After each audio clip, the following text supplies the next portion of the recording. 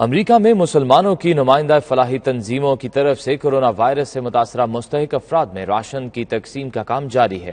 Corona virus سے پیدا ہونے والی سنگین بحران کے باعث ملازمتوں سے محروم ہونے والے افراد کے گھروں میں بھی راشن سپلائی کیا جا رہا ہے تاکہ وہ زندگی کی خوشیوں سے محروم نہ رہیں۔ تفصیلات کے لیے دیکھیے واشنگٹن سے خرم شہزاد کی یہ رپورٹ۔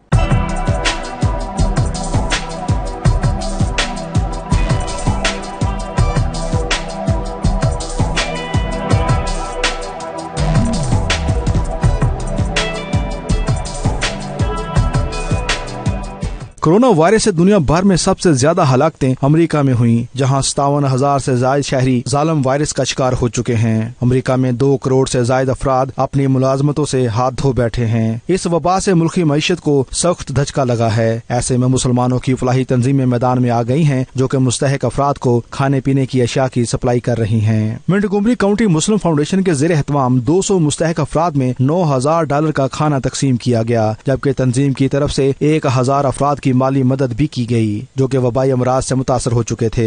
ان میں سے بیشتر حالیہ دنوں میں ملازمت سے ہاتھ دھو بیٹھے ہیں یا ابھی امریکہ پہنچے ہیں۔ جو رمضان پیکج تقسیم کیا گیا، اس میں چاول، پیاز، تیار روٹیاں، کوکنگ آئل، چائے کی پتی، دودھ، چینی، چکن، کھجوریں اور سبزیاں شامل ہیں۔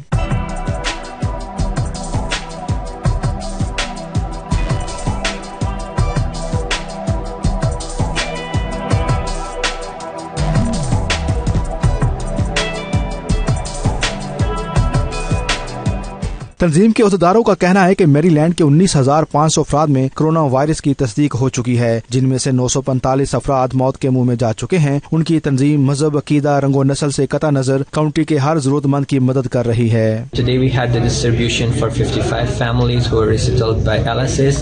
So we would like to thank on behalf of the families and the all team members to MCMF people for their generous donation and also Capital Halal Market for their facilitation. Today MCMA people are serving with 66 family members and they distributed for these family members rice, flour, oil, date and milk and so on items. اس موقع پر تنظیم کے عہدیداروں نے واضح کیا کہ وہ ہم خیال رضاکاروں اور شراکت دار تنظیموں کے ساتھ مل کر بھی کام کرنا چاہتے ہیں تاکہ انسانیت کی فلاح کا کام زیادہ تیزی سے پھیلے اور متاثرین کی ہر ممکن مدد کی جا سکے۔ خرم شہزاد، 92 نیوز، واشنگٹن، امریکہ۔